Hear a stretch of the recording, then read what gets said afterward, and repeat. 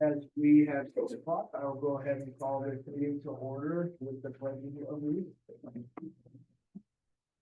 I pledge allegiance to the flag of the United States of America, and to the republic for which it stands, one nation, under God, indivisible, with liberty and justice for all. We will do roll call. We'll start with Brent and Much. No. Here. Ken, present. Dave, here. Jeff is present. Hearing before, we do not have any public comment. We will go ahead and move on to the student council.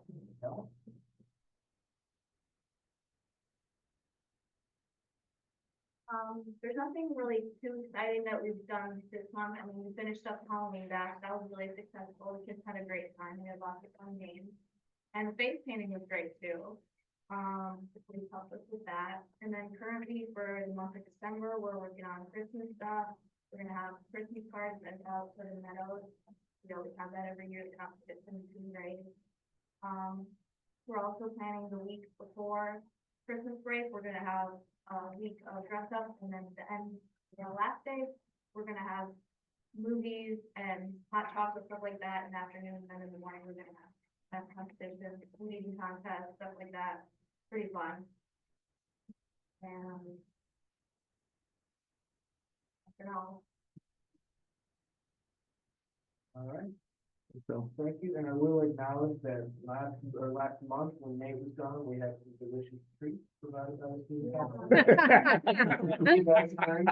I gave her a hard time for 2 months in a row, and then the night, she does, and I'm not here. Did you look over to your mom? It was delicious.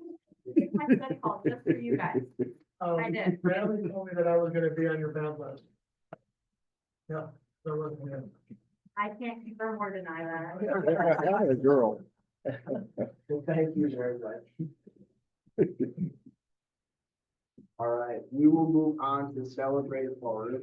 If I see a sign of what is to come.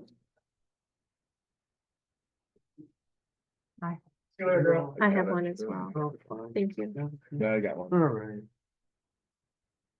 We try to get the kids to come, but we have so much fun spending it every day last week. I was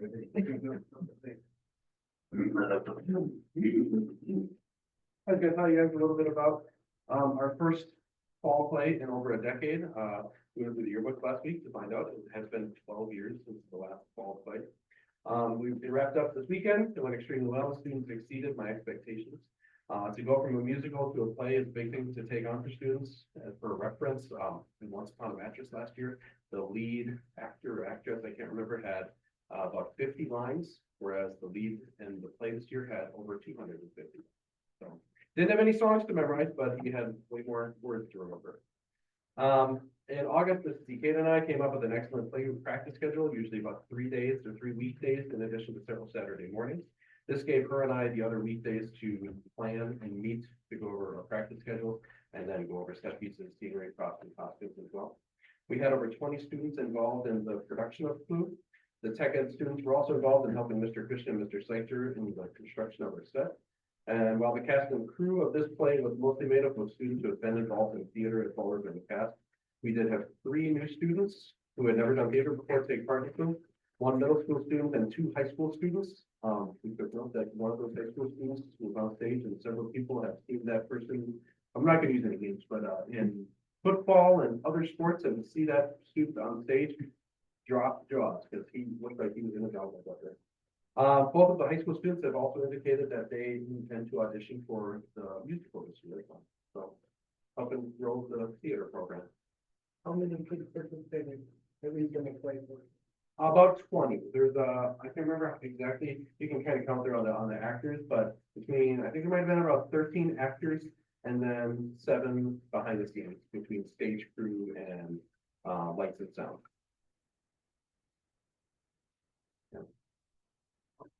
I was at the Friday night one. It was excellent. Yeah, laughing the whole time. It was pretty funny. Yeah, that's what we worked with. So Especially the scene right there where they're all cups. Yeah, over here. the dead body. You should have seen the look on people's faces when rotating the mail and just sitting in the mail room.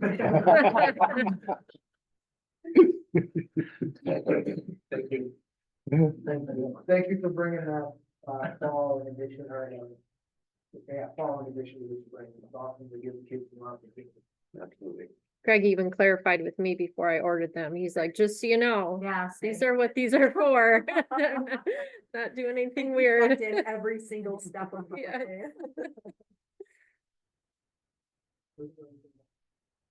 I don't know. Play a lot of really good. I know, well, when I got them, I actually I put one of them on stage just sitting on a chair, I think it was around Halloween, and I just turned all the lights on stage to red.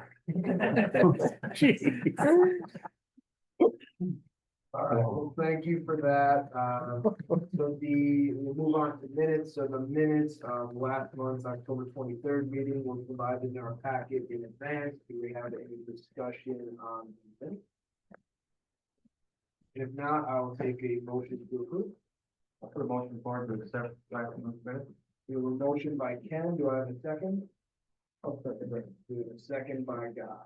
All those in favor, vote aye. Aye. All those opposed? All right, we will now, hear a treasurer's report. Not a lot to share with it. You've got all the numbers you can read. To me, kind of an interesting part is, since I like numbers, the Fund 10 expenditures last year and this year, we've spent almost $2 million already. We're within $19,000 of spending this year what we spent last year. Out of that big a budget, we're that close to where we were last year. So that's probably a sign that we're on track to be about where we were last year. And when do we get the approved kind of audited finances? Hopefully November. No, this is November. December. Usually it's November. Okay. We were kind of a later one this year. We were one of the last audits they did. We just got it done barely in time to get reports done for the DPI. So we're probably late on their list this year. Okay. Any questions for Dennis on the treasurer's report? I'll have more financial things to share when we talk about referendum. Okay. All right, with that, I will make a motion to, or I will accept a motion to, I will take a motion and accept the treasurer's. Well, I'll need to, I know I have. I'll make the motion to accept. Motion by Nate, on the second. I'll second it. Seconded by Ken. All those in favor, vote aye. Aye. All those opposed? All right, this is scary then. All right. So also in our packet, we have the details for payroll and vouchers. And so, given them the good words, I will make the motion to accept the payroll for 11/29 through 12/13 and vouchers 426-859 through 427-015 and 2024-00137 through 2024-00217 in the amount of $344,155.43. Do I have a second? I'll second you, Jeff. Motion by Jeff, seconded by Ken. All those in favor, vote aye. Aye. All those opposed? We move to dividend vote. Okay, so we had some flower kits donated to the FCS department by King Arthur. Some gift cards for the FCS department to use. Those were donated by Quick Trip. Some snacks for the nurses' room were donated by the Columbus Fall River Food Pantry. And then kind of ramping up on the donations again for FFA, Skills USA, and robotics. This month were donated by PPO, EK Machine, Fall River Foundry, and BMM Trucking. Very good. We will then move on to committee reports. I believe Building Ground Committee met last week. Last week. You guys want to share what you had, and Brian's got some updates. I mean, essentially, we're trying to figure out, since the operational referendum went through, we're trying to figure out the best ways to spend it where, you know, we can get the most bang for our buck. The big one was the pool, and I assume that's what you're talking about? Or no? We are not. Okay. We're not ready for that. It's probably gonna be this after. Yeah, we do have, I'll update you when I have. yeah, we do have questions on the pool, on how to get that fixed. What else we talking about? The L-shaped wing over here. Oh, yeah, the moisture problems that we're gonna attack eventually, whenever we get the envelope people, right, build an Yeah. envelope. Kind of confused on. We how- had a little bit of meeting with them the other day and we heard some different things and Brian's found some more information, so he'll share what we've got. You want me to see if I can bring one up? You could bring that ball section up.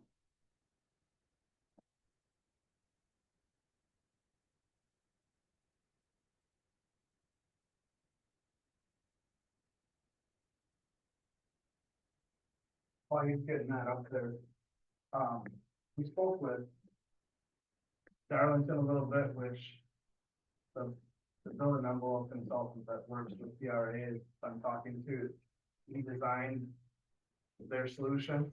And they had similar issues to what we did. If you bring that wall section up, basically where we are getting moisture, where we're getting condensation is along a line where basically a lot of seams line up. We sprayed water in it. We sprayed water at the building from the top down to make sure that we're not getting rainwater into the building. But when we spray up towards the brick where it meets the steel siding up on top, it shoots right through the wall where we've got the studs removed, we've got it down to the studs.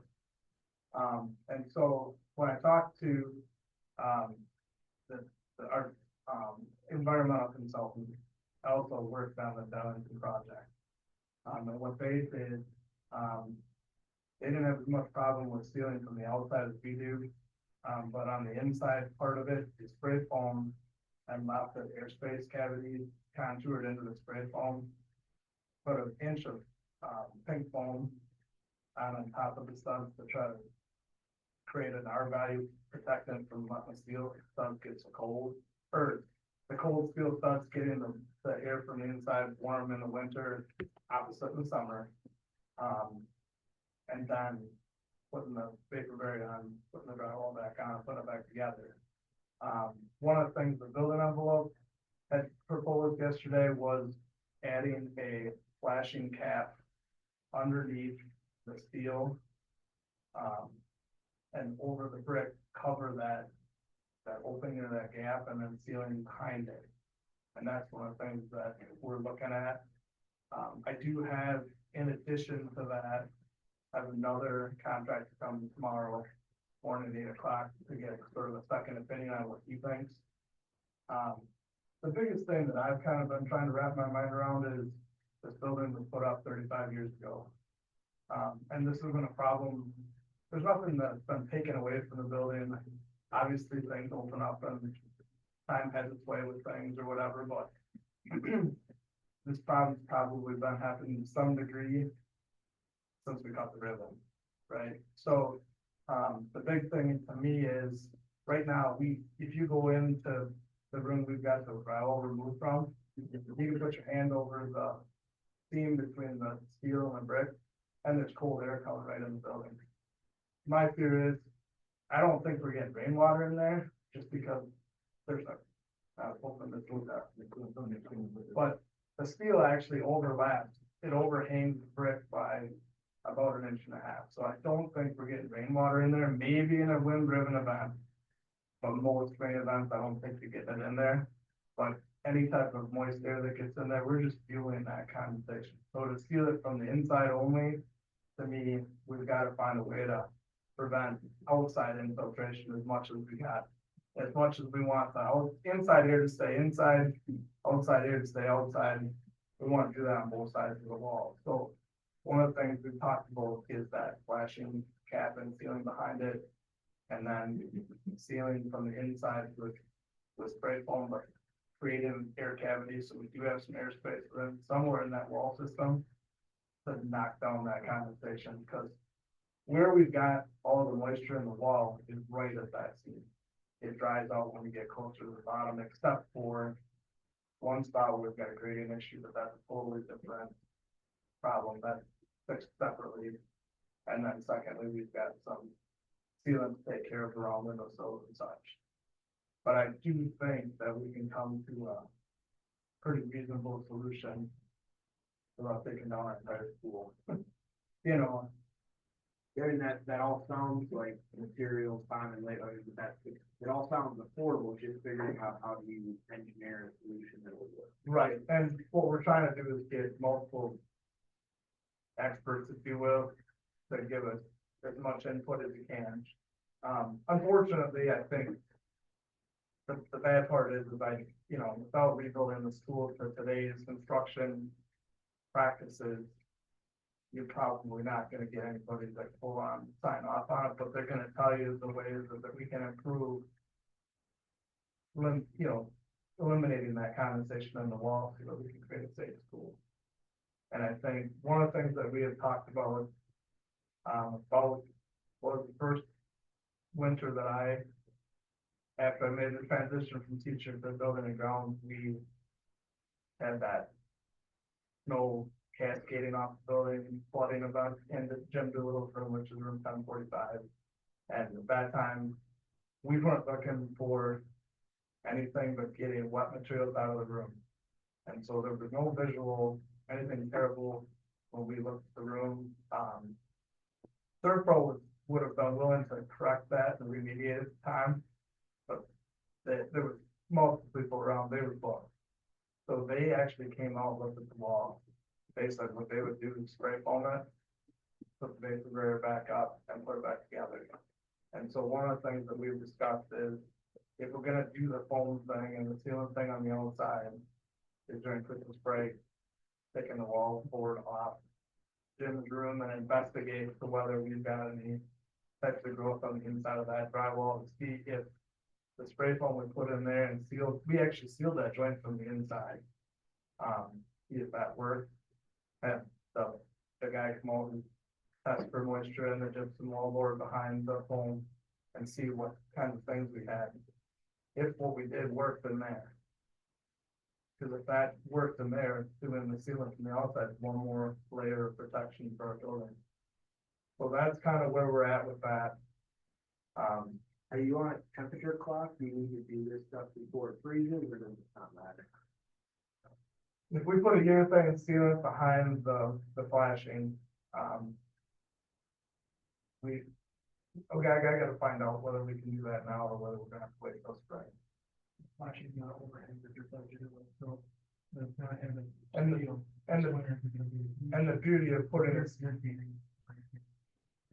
If we put a sealant in, a urethane sealant in behind the flashing, the nice part about that is that flashing will help protect that sealant from the elements and degrading within a couple of years. And I think the other thing that we'll have to keep in mind is that 2 years down the road, we're gonna have to have that environmental guy come in and do some testing and just make sure that our building remains safe after we remediate the drywall rooms that are affected and make sure that what we did is working. Can you talk briefly just about remediation of current room? Like what needs to be done to get it back up to spring? So right now they've been using negative air filtering, so there's a 4-foot airspace in there. All the drywall and insulation is removed. And they've applied an antimicrobial paint to the gypsum sheathing behind the wall. And until we don't want to put it back together until we've determined how we're gonna solve that condensation problem, because if we don't solve that condensation problem, as soon as we put it back together, we're gonna hit the restart button on it all coming back again on us. And that's certainly not a situation we want to happen. Not only that, but if we do apply that, we do our trial, we can do some testing once the outside is sealed to see how it reacts to. Because right now on a 22-degree morning, right where that line is on the perimeter of the building, the steel studs are all frost. Yeah. Mounted. So this is the wall section that is done right from, it comes right from the plans of the original building. And unfortunately, this pretty much, it's built pretty much right to what the architect said, with one possible minor exception. Depending on how you read the print, there does preface a little bit of an air gap, not the inch that they would put in today. between the brick and then there's a blue polystyrene foam. They've got the brick right tight to the foam, but didn't put an airspace in there, which if it was built today, there'd be at least an inch in between that foam for air movement in the wall. And short of taking down the wall, you're not gonna get that. It is what it is to some degree. But this is the.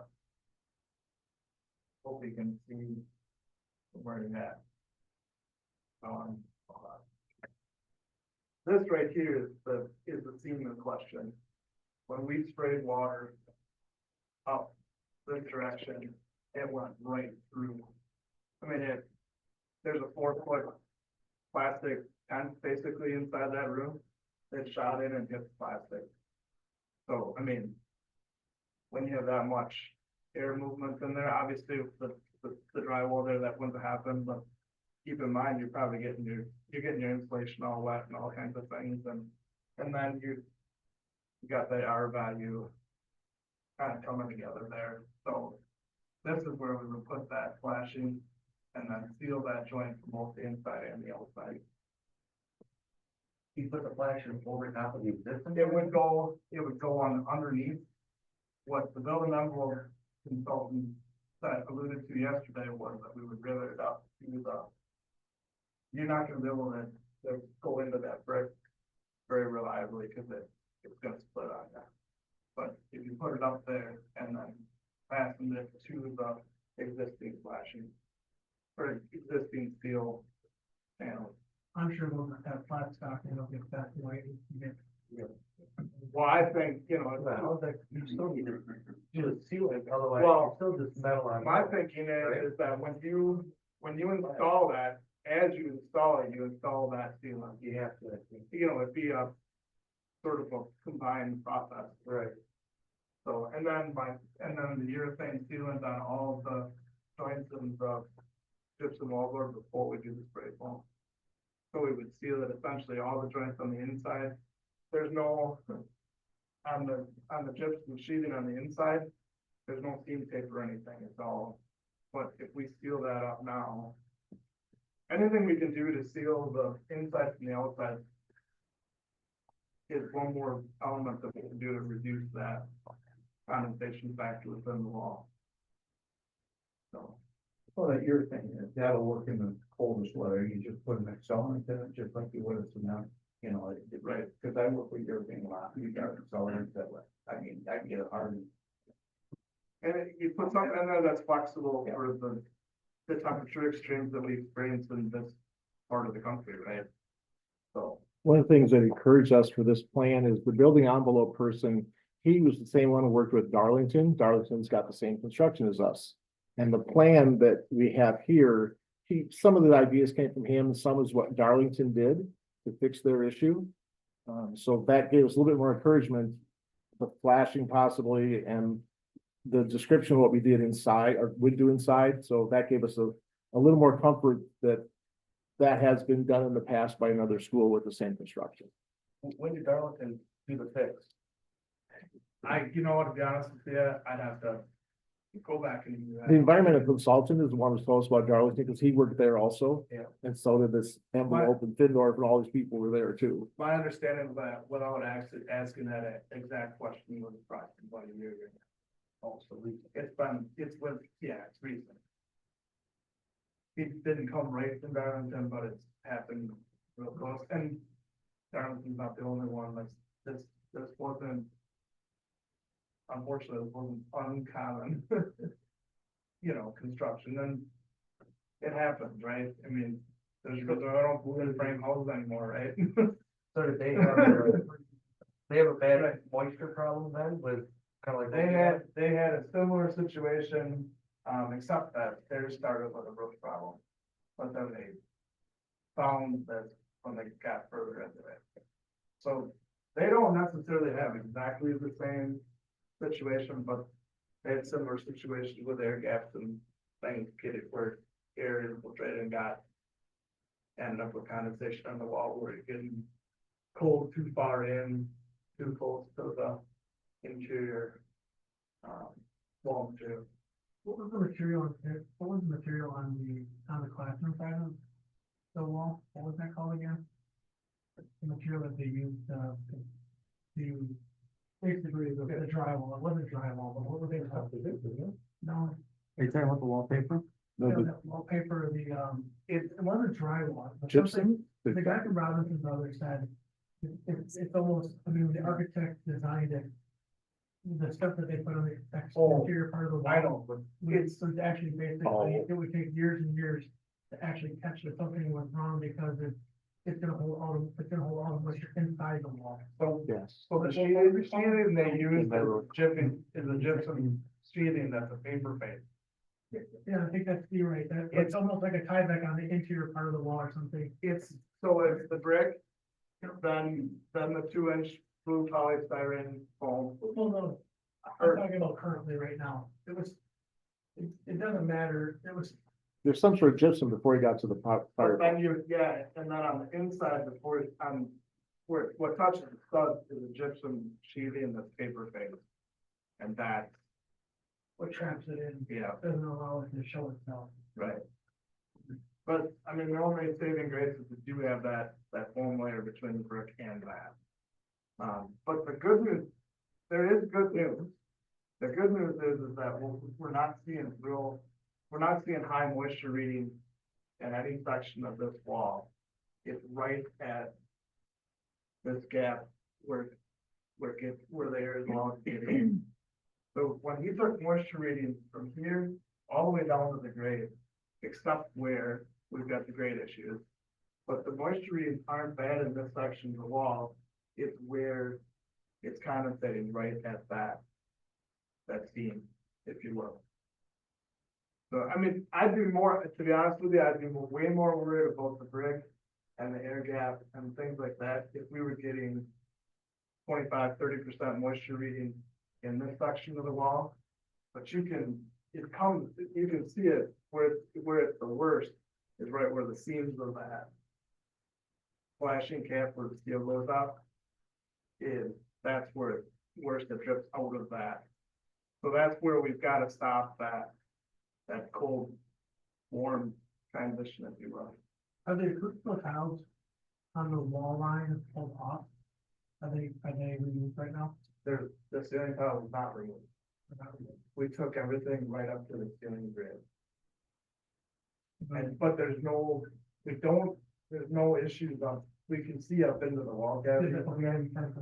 Yes, you can. So, but we didn't see any issues there. It's from here and where it precipitates down after it condenses. So that, I guess, if we had, like down in the lower section of behind the brick, if that was black, I'd be more worried about what we're dealing with the brick and such. Or when you can hold your hand there and feel the cold air rushing in, and worse yet, when you can take a jet of water, and if we didn't pressure wash it, it was just a hose with an nozzle on the end of it, it's just right through the wall. So it's an unfortunate thing that the consequence of the way it was built, but I think we're close to coming up with some ideas. You want to talk about your Christmas plan? With Julian? I think I did. Oh, you did already? Okay. But we had talked that what we do is go in and look at one of the rooms that, we could start with a small section of wall. We wouldn't have to take the whole thing right away. But to start doing some experimentation in the wall that we've already done. And see what's going on there now after 2 years. Did he use the square camera in there? Does the Robinson Brothers, was he in the little room? He's been in all the rooms, yeah. Was there any evidence that there's moisture in there? With this We camera? didn't see anything terrible in there, no. But keep in mind, if we move forward and we decide that pink foam behind the drywall, I think we want to do it in every room, whether we've done it or not. Just to add that layer. Any layer of R value that we can add, I think it's just gonna be an advantage. Plus, you would have some insulation in front of every piece of steel on those studs. You'd have some R value, where the studs come through, you'd have R value on the front face of the studs too, or the interior face of the studs. But, You've talked to and Arnie, that's what Darlington did too as well. you talked to Arnie about helping finish those rooms off, like with his drywaller? Yes. So we've got Arnie's on board to help us out with getting it. Because at the end of the day, I can hang sheet rock and mud and tape, but Javier can do it lightning fast. And you know, it comes an art when you do it every day, right? So, What, you can put drywall over the top of the cardboard, the installation board that you're putting on the stud first. that's what they're saying. I wouldn't be the white spongy stuff, you know, be the red. And they're gonna spray foam the interior solid itself. Yes. So we'd have the spray foam plus the hardboard. And it might come out after we feel that up, maybe we decide we don't need the foam. But it's definitely something that's on the table. If we feel like it's needed. What's the R value of that spray foam? 2 inches is like that. Yeah. But I like the idea of putting a contour in there, so we have some airspace somewhere in that wall. Correct. Airspace and air movement in the wall is a good thing. Especially when you're dealing with condensation issues. As long as that airspace doesn't connect to the outside. Right. So, any other questions? You good, Dennis? Yeah, so we kind of got a plan towards Christmas, investigate, see if what we have done in a smaller scale, not fully, but if it worked. And then we can start moving forward from that. The rest of the rooms right now are pretty clean as far as the readings go, but we will continue monitoring to make sure that no other issues pop up. Is all this stuff that's gonna be an insurance claim? I would try and get a lawyer to really give me a firm answer on that, because I only have one first call to the insurance company if I say something wrong. And the lawyer says, I can talk to you Monday morning about that. So I hope we get some good guidance from you on Monday, and then we can call the insurance and explain what it is and see if there's any chance for insurance paying for it. Gotta ask. We know what happened with Darlington? I don't know what they did. They're started with a roof though. Yeah. There's a roof is where the first issue was, so they had a different genesis to the issue.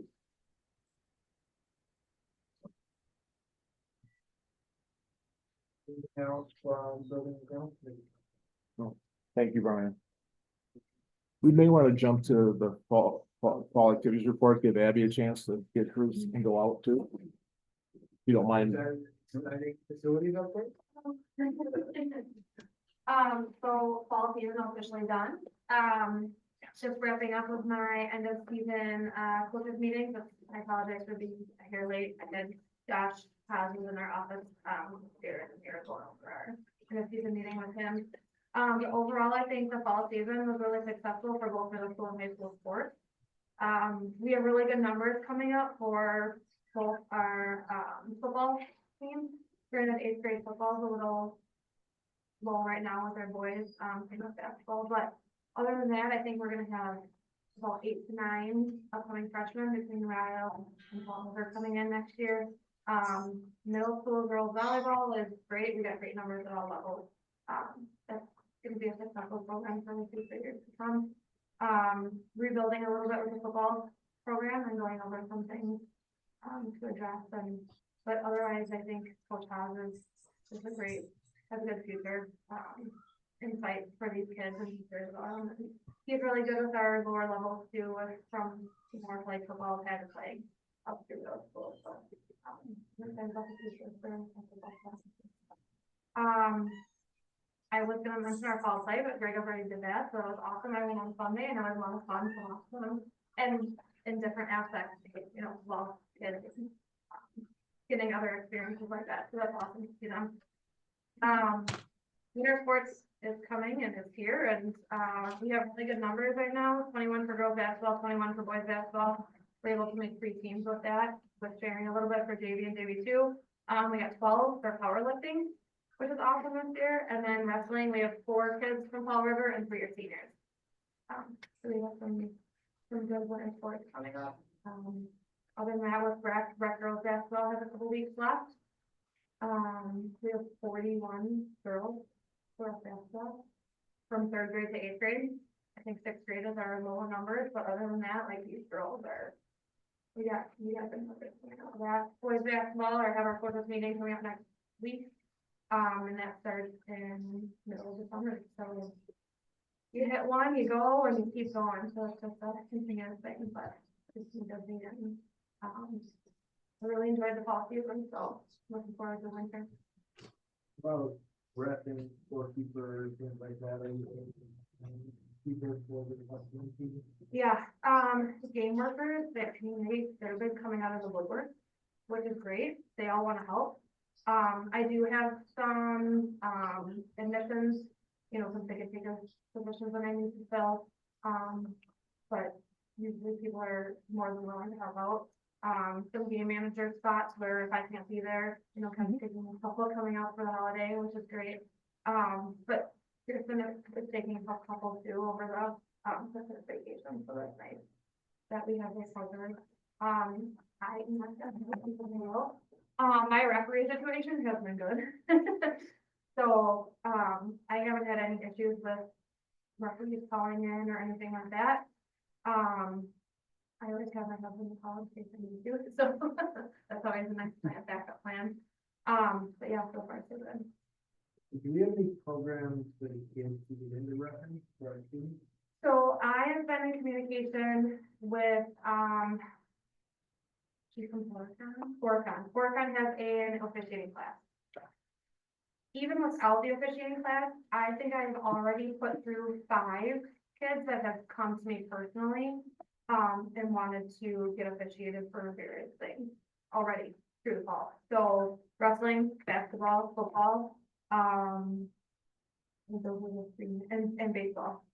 So we have students that want to do that, and that's great. I'm gonna get more information from a couple other schools about potentially having an officiating class for next year for high school. I think we need that. And these kids want to stay involved, especially getting them at the youth level while they're still in school, and then having them rotate out, because right now with rap series, they're getting really young, or you're getting really old, and there's no in between, so to grow that is great. That's a great option. Yeah. We have a middle school girls basketball coach here. I just got done with interviews yesterday, so I have 2 applicants, 2 positions. I think they're both very good candidates. The one specifically for 7th grade has worked with these kids since they were in 3rd grade already, and then he's willing to move up with them through 8th grade. The one for 8th grade has done multiple things, and coached in Rio and for rec sports, in the past. And I think she's able to take on 8th grade and then rotate back down. If all goes well, so. And I know we have coaches coming up, that are from the rec level, that I think if it works out with their work schedule, is willing to also do school ball, which makes it the transition seamless. And it's great to have that continuous coach and not have 2 different, sets of standards and 2 different coaching styles. You just roll with it from rec season right into school ball, so. Any other questions for Adam? One clarification, you said 3 teams for the girls, 3 teams for the boys, I see, No, just 2 girls, yeah. When we're working with the boys, there's some things that have variables that have to fall in place with 4:30 game time start. Which means all schools have to agree on it, that we have scheduled, and my referees have to. So there's still a lot of variables, but, I just met with John and Arnie today, and they wanna keep these kids as part of the programs. They just don't know if these younger kids are able to get that playing time for them to stick around, right? We don't wanna lose any more kids, we want them to be able to play where they should, so. It's just sharing a couple from each team so they can play it. But we're gonna work through that and hopefully make more positive things for these kids and keep them on. With the 3 half, we can play at 4:30, so you only gotta get used to 1 set of reps. Yeah. They'll do the 4:30 game, then they'll do the 3 game at 6. That way you can play a certain number of kids, they all can play 3 halves a night. So they can play down. Okay. And they can still come up to the junior and play a whole half. So Yeah. Can work things around a little bit. So 4:30 starts around almost a month, with 21. Yeah. It'll work. Yeah, we just gotta get the rest on board and contact them and just see if they're willing to do both games, which I'm assuming, well, I can't assume because they all have their jobs too, so 4:30 start is hard for some of them, so. Just working with them, see what we can get, but I also have various different resources to reach out to, and that emails to just be like, hey, we need 2 reps for 4:13. And it could be 2 level, and 2 reps for supplies, so it's. We'll make it work. It's good to do it, so. Yeah. Thank you, guys. Thank you. Thanks, Abby.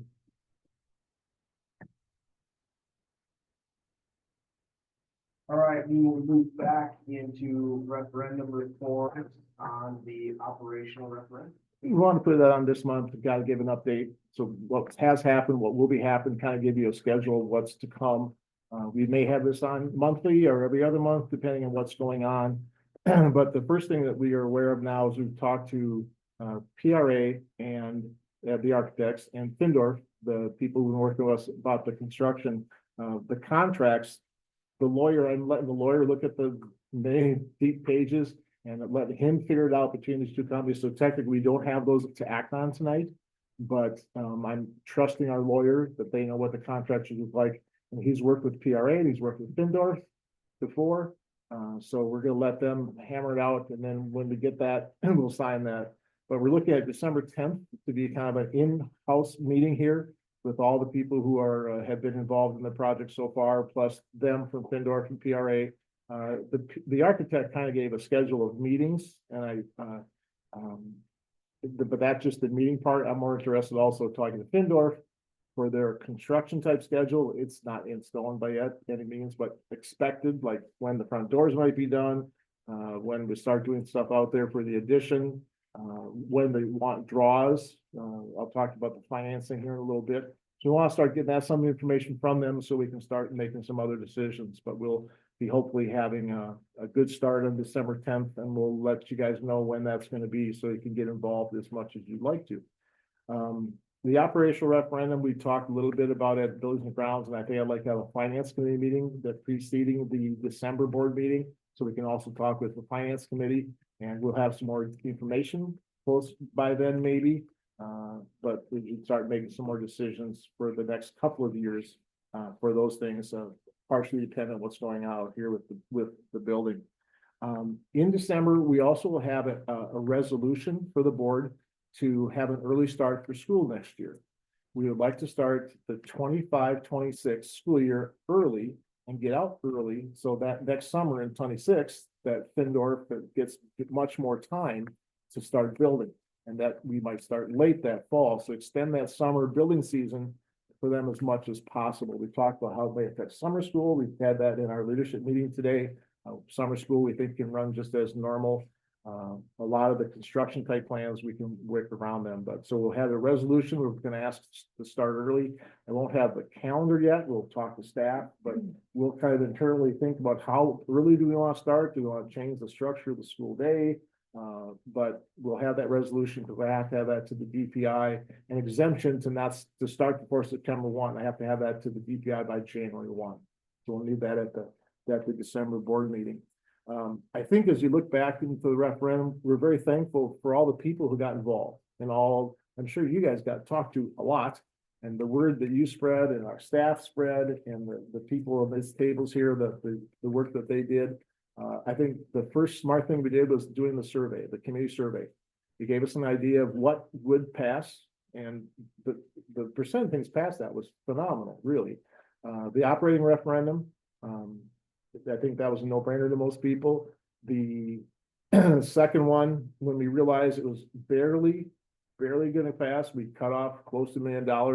And every time we went someplace, people said, well, this is a good idea. Just do people want to pay for it? But it made sense. We're asking for the right thing, it appeared. So the survey, I think, was very, very good. I think possibly 3.5 years from now, April of whatever year that is, we could look at maybe doing a survey ourselves. It's possible. We know what kind of questions asked, unless the board at that time and administration wants to do another school perceptions, but it's possible we could maybe do that ourselves and get the data ourselves. But it was really helpful to have them this time through, and I think it helped us pass 2 referendums. So I think that investment was well worth it because of what we get on the back end of it. So I'm thankful for that also. So, the next thing I'll talk about is the funding for this then. We asked for $9.85 million and we've got to get that. So what we're looking at when I talk to my Baird friends is, we'll do a rating call in early February, either Standard & Poor's or Moody's, to find out what our bond rating is for our district. And then, we'll probably do the borrowing about February 19th and issue the bonds. So at the February board meeting, I think it's February board meeting, we'll have to have a resolution to issue bonds that the board will have to approve that. So that'll be at the April board meeting. We'll have the money in hand on April 1st. April 1st is when our previous Fund 39 debt issue is due. So the ball field and the school stuff is done that time, so that when we're paying those, they're all being paid at the same time. It's not like which one do we pay now and which we pay later, so they'll all be very consistent. So we have the money on hand April 1st. I want to find a draw schedule from Findorf at some point, because we don't start to spend all that money right away. And we're kind of in an unusual time. It's only about 5 times in the last 30 years where the interest we would get on that money that we're going to get is higher than the interest we're going to pay. That's a bunch of Baird model workshops last week, and it looks like we estimated 5.5% or 5.25%. We get it if our loans at, it's probably going to be closer to 4.5% and maybe 4.25%. Yeah, so unless something happens between now and then, the rates are going to be better than we expected. I think it's possible our levies will be less. We levied some of this year to start the process, but I got a feeling our tax levy for the debt issues probably will be less than we expected going forward in the next year or two. So we'll have that money. We're going to invest that money. We met with PMA, not PRA is the architects, PMA is the investment company. It's the same investment company that Fall River used last time when they had $7.8 million, and they invested in Treasury and CDs. Associated Bank had a number of CDs, and they timed the investments so that we had the money when the draws were due. So they will invest this money for us and help us keep track of it and make sure we have the cash when we need to make the payments. The last referendum, they made $150,000 in interest. With better rates right now and a higher dollar amount, it's probably gonna be, we're hoping for double the that. Once we get a draw schedule from Findorf, the gentleman from PMA that was here the other day, he said, I'll show you exactly what we should expect as a floor for how much interest you're gonna make. That interest could come in very handy if we're remodeling the building, like stuff around here. That could be a huge help in helping pay for that, so we aren't losing money from the other referendums that should designate it for other things. So it's possible that will help us immensely. So we're really thankful that we have a partner like that can help us do that. Sorry, can you repeat that? So we can use interest earned on that money for fund purposes, or does it have to stay there? Fund 39, what we passed as a referendum was, part of it said remodeling. So we can use it for. I believe that we can use that for remodeling. So that was one of the words, remodel was in the ballot. I believe remodeling is a valid use of this then. But you couldn't switch it to Fund 10, though. We would try to keep it all in Fund 39. There's a separate fund we have to get the money in and pay it out of, but that'll be in our business office. We keep separate accounts, so we keep that money separate from everything else. And even in Fund 39, we're going to keep the 2 different referendums separate from 6 years ago and this one, so we can track exactly everything that went on between those 2. And when I talked to the banker at Baird, he's also he'll set up the debt schedule once we know what the draws, once we get the bonds and once he gets the rate. So when we borrow that money in February, he'll start creating a debt schedule for us of what payments will be. And he says, what I do is when you have an operational referendum falling off, I said, in case you need to redo that referendum and ask for more, he said that year, your debt principal payment will drop a little bit. So if you have to increase this one goes down and the dollars could be very similar. He said that helps districts pass another operational referendum and said, in case you have to ask for a little bit more, whoever's in charge at that time, whoever's on the board in 3.5 years will have to figure out what the needs are at that time. But I thought that was a really smart thing to do to help districts, make it not a big tax jump if you have to pass a second operational referendum, especially for a higher number. I talked to some friends who were, did not get referendums passed, and they're operational referendums. A good friend of mine, he had failed in April and it failed in November. And From Boston. that's Boston, exactly. We're They're, gonna close that school down.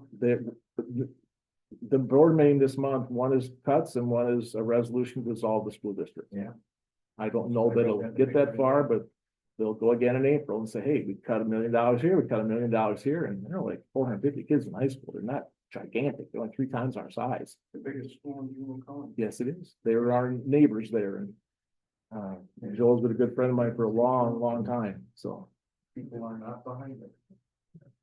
They had a political organization call and try to defeat the referendum, and they did.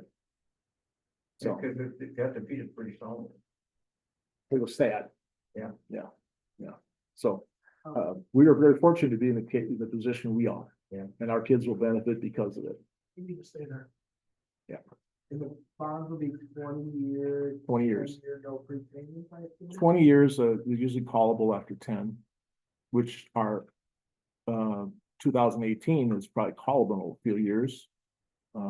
We have to, finance committee, one thing they'll talk about is, do we use the over levies to soften the tax impact the next few years, or do we defease some debt? That'll be something for the finance committee to discuss and make a decision on, but, we have a surplus there that we've over levied for a little while. It's helped with our mill rate. Also investing, we've invested some of that money too. Colleen told me we've made $15,000 on that. Investing the money that we have in Fund 39 already. So we've done some of what EMA will do for us on our own at a smaller scale, but we're talking $500,000 and they're talking 9 million. So we want an expert doing that. So hopefully we can be smart with this money and have a little extra for other things. And the working on with Findorf, they're great, honest people, but we have to be very diligent to make sure that we get exactly what we ask for. Well, there's always things that come up in construction too. Yep. And that's, I was gonna say, I worry most about contingency funds, the thing that's underneath the thing. Yeah. You know, I'm glad that when they on all the different options, remember about 4 different options, so they gave a low range and a high range, and we used the high number on all of those. And so that hopefully will help, but I also know we must learn lessons from previous referendums. Any change order has to be approved, and it doesn't get approved in a little side discussion. We have to have formal change orders, and they have to be approved. So, and then we have a team that will be consistent through this to make sure that we're getting what we ask. That was gonna be, so I had a couple of questions about that. Have you guys as administration talked about who's gonna be the point person for the project? It will be me. Do you feel like you have enough time to take all of it? The only reason why I ask is because there's a lot of times where there's an owner's rep. You pay somebody to be your rep, but they're between the administration, the school board, all the teachers that have an opinion, and Findorf, and PRA.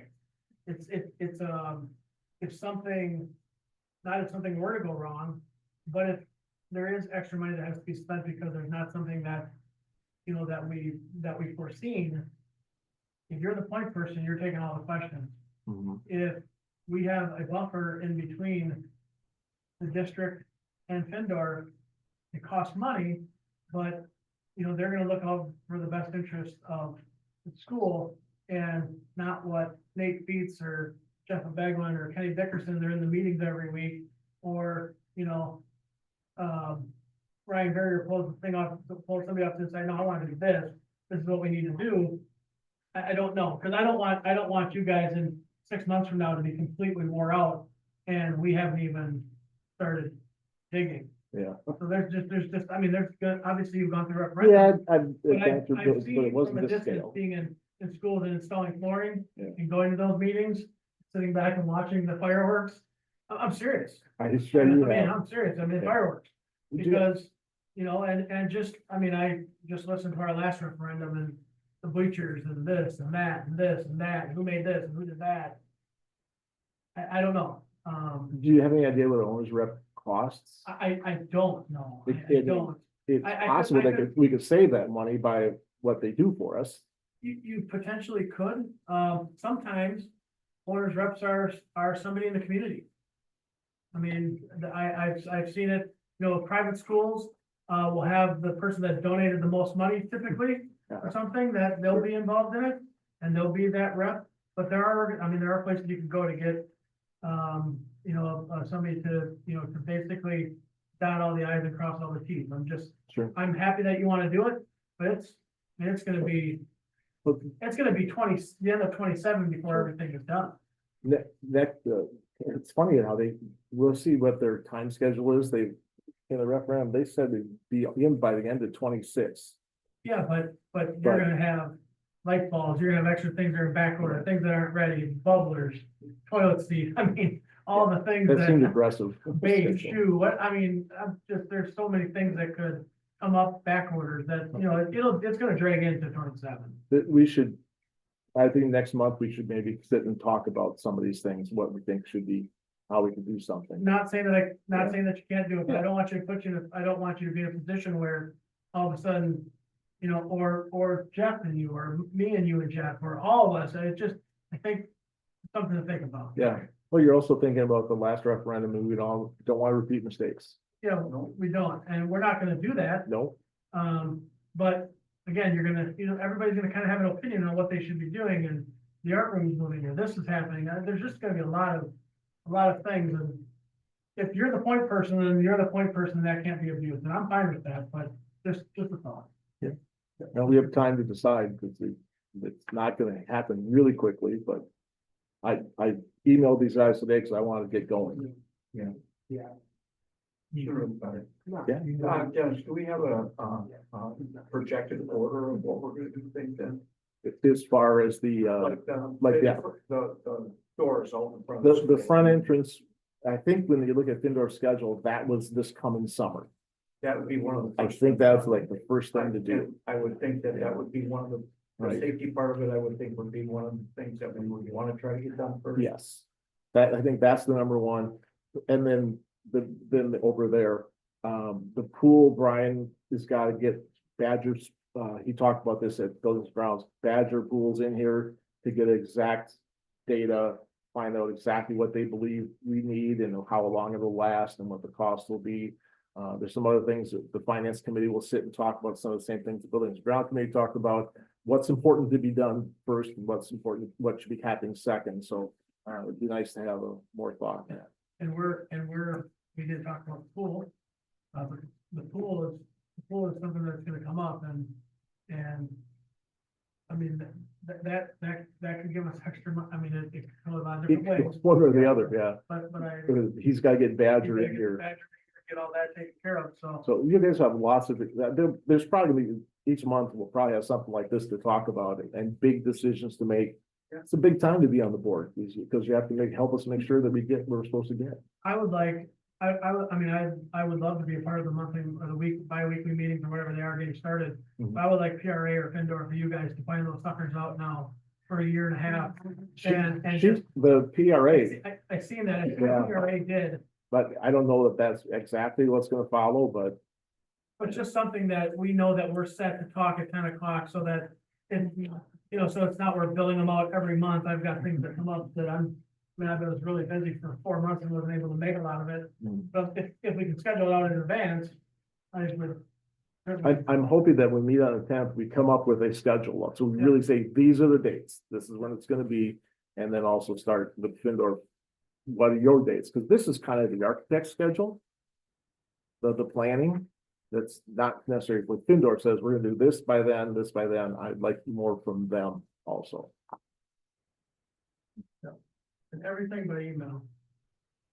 It's all written down. Yeah. If it's not written down, it didn't happen.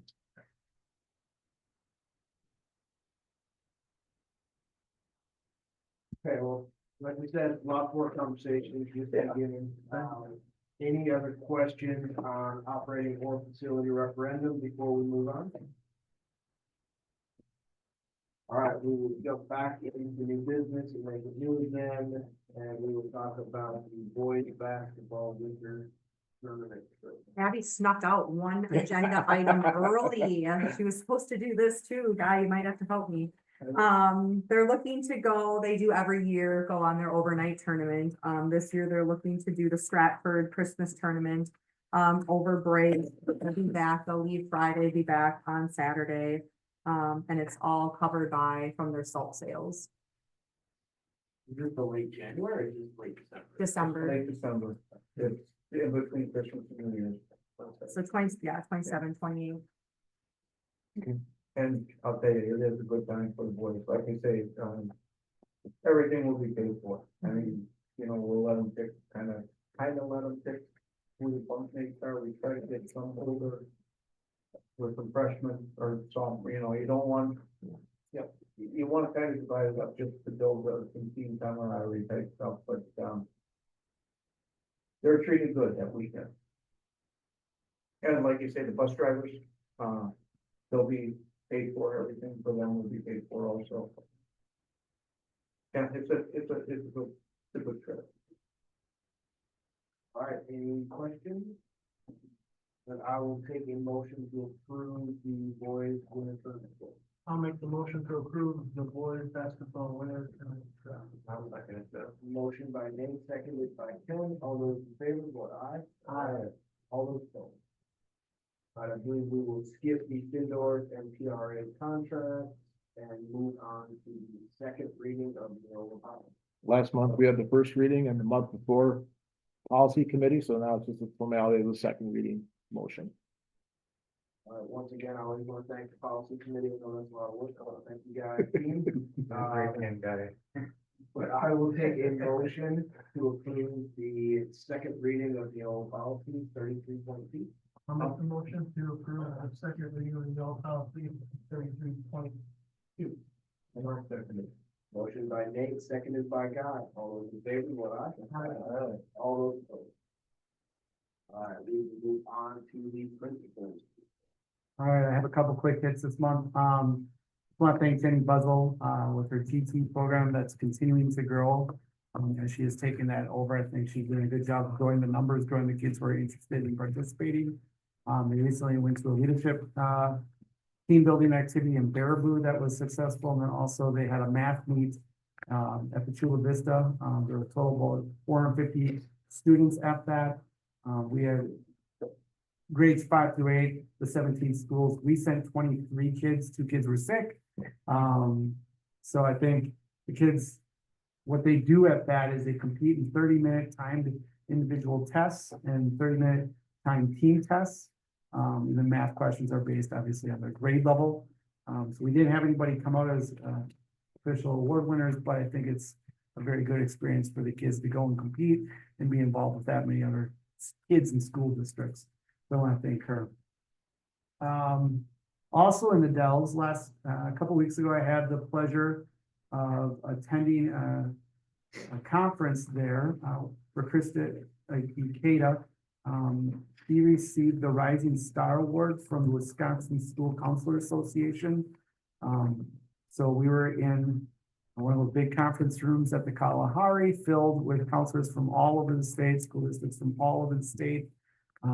Got there, she was getting her picture taken with her plaque, and then we got seated front and center. And she got to go up on stage, get recognized, along with other counselors throughout the state.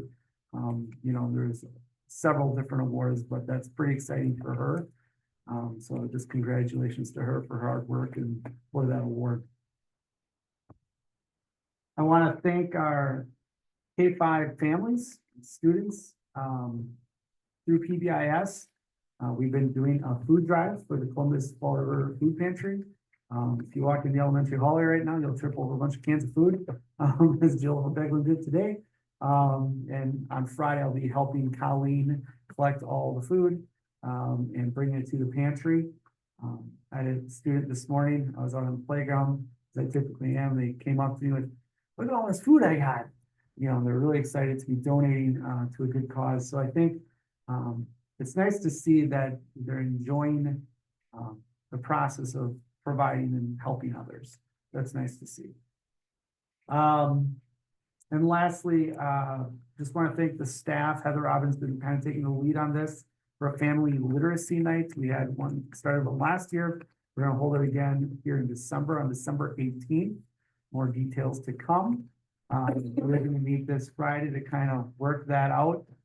So it'll be the night of our next school board meeting, ahead of the meeting.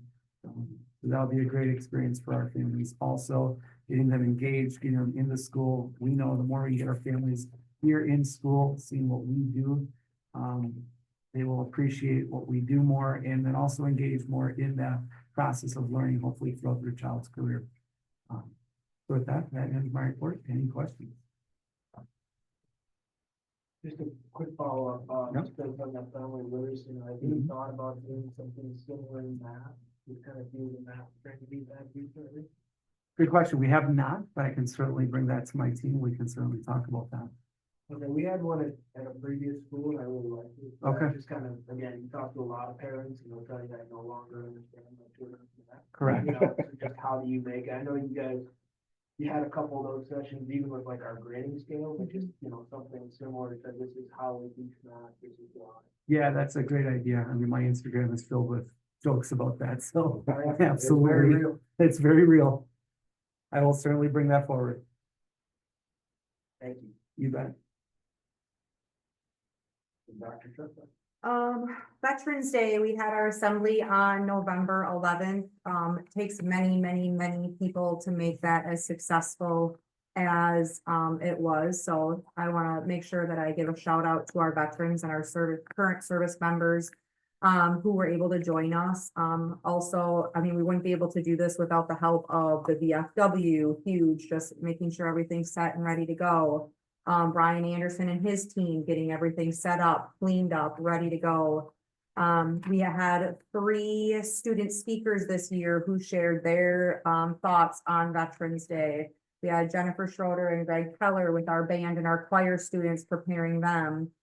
Jim Doolittle, Alyssa Cook, and Jenny Buzzle with the 4th graders who participated in their poem that they read for the students, and then Melissa Litherland and the culinary arts students for putting on a fabulous luncheon for the veterans and for all of the teachers. It's so great to have that time to sit down and talk with community members and veterans, and just that dedicated time, I think, is precious. So it was a huge success. Charmaine said that her word on the street that she's been getting is it was one of our finest yet, and every year she's trying to figure out how it just gets better and better and better. So it's one of our points of pride, I would say, for our whole district, where we all come together to celebrate our veterans on that day. That was interesting that you said also that, you know, that the word is getting out in veterans from other Yeah. areas are Yeah, starting to you're come to right. our program Mhm. because it's done so well. Yeah. So It's that's- impressive how well behaved our kids were Mhm. for over an hour. Mhm. How attentive they were and respectful. That was impressive. Well, and even just watching all the older kids sing the songs with the younger kids, like it just makes my heart melt every time. That's the best part. It's so great. It really is great.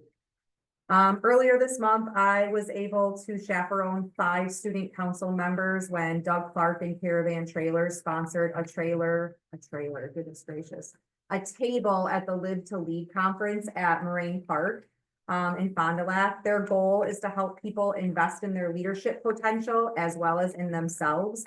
There were virtual speeches by many of the people that I like to read. I'm sure some of you know these names too: John Maxwell, Malcolm Gladwell, John Gordon. It was fantastic. Unfortunately, it was on the day of parent-teacher conferences, so the kids still were excited and went, even though the girls had a volleyball game that night, and then they didn't even have to come to school that day. But it was fantastic. We had a student group there. It's mostly professionals that are there. We had a student group and Waupun had a student group. So it was exciting to take the kids and just to experience that with them. On a sad note, they stopped planning the Washington DC trip. There just was not enough interest. They had opened it up all the way down to 7th grade students, and they did not have enough to make that trip a go. They had tossed around the idea of opening it up to other schools, but that was not something that they really wanted to take on responsibility wise. So unfortunately, that trip is a no-go, for next summer. Back up to a positive note, our student who we sent to Columbus for, to finish up his education, he has passed another test, so he has 3 of the 4 passed. All he has to finish is his math. He has had 1 day that he was absent. Mom called him in. We know why he was absent. He would have been excused from our school as well for that day. So we are super excited. He is on track to finish hopefully before the holidays. I know, I'm very excited. Unfortunately, I know I talked with you a little bit about another student that I was going to bring forth. And more than likely will not be bringing a second student forth. He just has not been able to, hold up his end of the bargain. Maybe, and going in, we still have a little bit of time, but as of right now, that's kind of where that sits. Last thing is Monday, we met with our staff advisory team to do a quarterly review of our strategic plan. We had 3 goals. One of those goals was for curriculum alignment.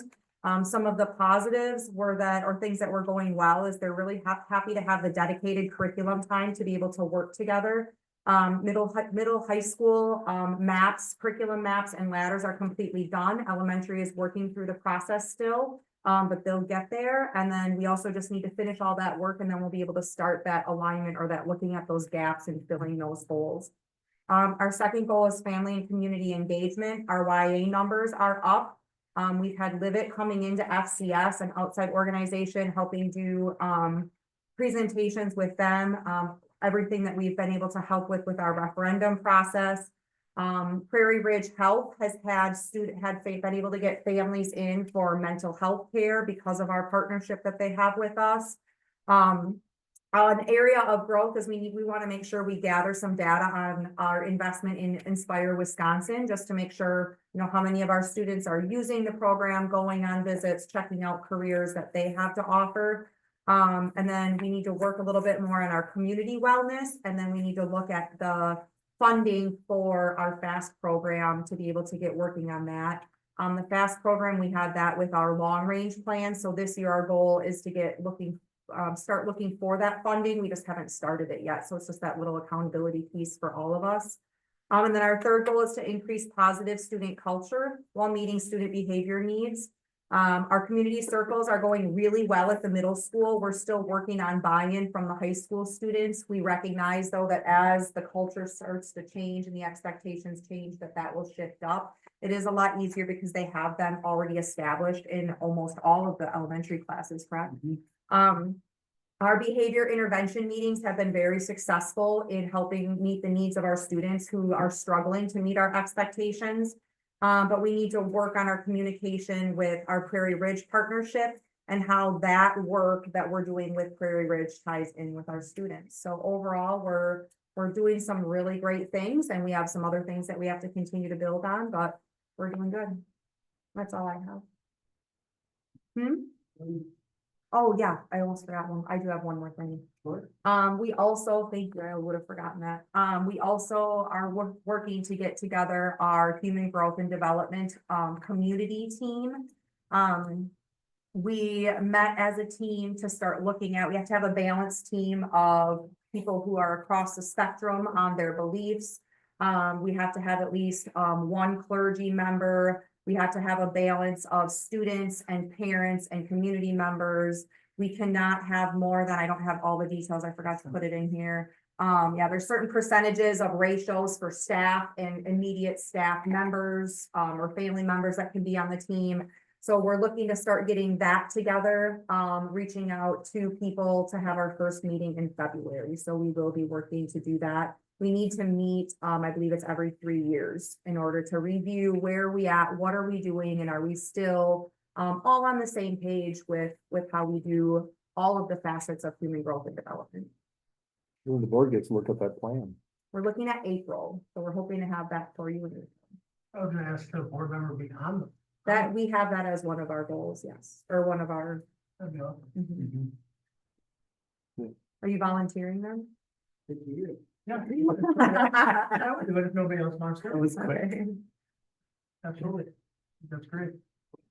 Two quick questions. Anything to know with cell phones still going well? Yeah, middle school is loving life.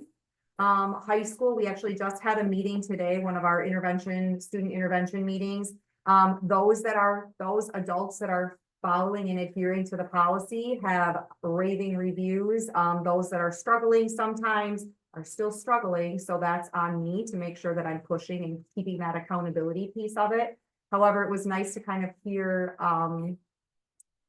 other people talking about how they're policing each other. So, I would say it's going really well. As a teacher, what do you have any thoughts? Yeah. Or not? I think it's going well. I have. My middle school class is still great. Mhm. I've had only 2 high school students so far. Actually, one of them, as luck would have it, was today, where the phone got turned into me because it was either their 3rd time that they had to do it, or the student just became belligerent or wouldn't listen. So twice since the school year started that I've had to hold the phone until the end of the day, call a parent, and then move on. So I think it's going really well. And then second one, I think Dennis said this, but we will get testing results Mhm. as well as full card next week.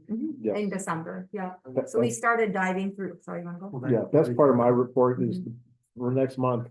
I've got to get that, the same kind of sports report we normally give to you. And I get it to them so they can look through and see the reasons behind whatever the numbers say. So I'm getting it to them this week or next week, so they can start digging through and be prepared to show you guys the data next month.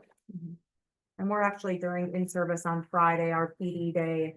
We're gonna be going through and looking at the report card with staff. So we have an hour dedicated to that. And then we have 2 hours dedicated specifically to individual test analysis, so that we can look at with the pre-practice ACT that the juniors take in the fall. We get a complete item analysis that shows us what question the kids chose for each question, what standard that question fits in. And so the teachers we've got a whole activity built up where they're gonna be able to pull apart their areas and look at, okay, between now and April, what are some things we can either spiral back and recover again, or make sure that we touch upon and try to look for some of those gaps. So a lot of our time on Friday is gonna be spent with that data. And next month, I will also have as part of my board report, a summary from Jenna Hunter, our interventionist, the number of students kind of over the past year and a half, that she has served at her highest level of support, that she is either continuing to support, exiting back down to classroom type support to her universal classroom instruction, or have been identified as needing special ed. So that also helps us to see, are we helping enough students to get them on track to where they need to be? You do not want to just see a pipeline straight to special ed. You want to see kids getting some supports and dropping back down to universal instruction with success. So I'll have that for you. All right, Mr. Bird. Okay, now that we adopted the tax rate for this year, it's time to start planning next year's budget. So I put in here the budget calendar. If you ever want to see how the budget is developing, it starts with the Baird Model Workshop, which was just last week that I was working at. So one of the things I have to get ready besides testing data for next month is the Baird Model. And I want to have that all ready to go for the finance committee to look at some numbers and look at some things for our finance committee that'll proceed next month's board meeting. So if you're interested to see how this works, it's very, very structured about how we go about getting input from different people and when the different numbers come in. So you can kind of see how the cycle of year-to-year budgeting works, and it's all there for you if you're interested in kind of looking at that. Most of the other things I told you about, we got to get ready for the next board meeting. But the other thing I want to say about is we didn't do turkeys for staff this year. Instead, we worked with the PPO. They have a pie fundraiser. So we bought everybody a Thanksgiving pie, and they all had their choice of cherry or pumpkin or pecan or coconut or whatever. So everyone got a staff member got a pie for their Thanksgiving table from the district. We ate ours too. I was gonna say, we ate on the weekend. It's supposed to be. No willpower in that house. Yeah. So they got their Thanksgiving treat from the school and Christmas is coming. Isn't that something? All right, any other questions for Mr. Burke? Or topic? All right, with that, I will take a motion to adjourn. The motion for to adjourn, Jeff. Motion by Ken, do I have a second? Second. Seconded by Nathan, all those in favor, vote aye. Aye. All those opposed. 7:20.